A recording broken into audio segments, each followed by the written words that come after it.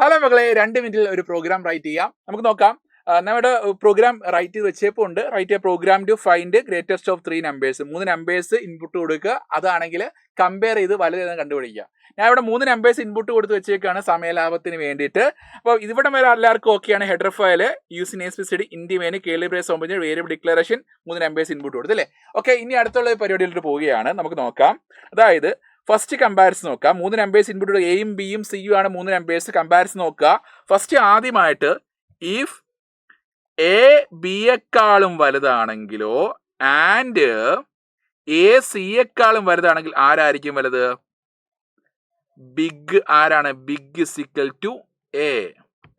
അല്ല എങ്കിൽ else if B സിയെക്കാളും വലുതാണെങ്കിലോ സി ഔട്ട്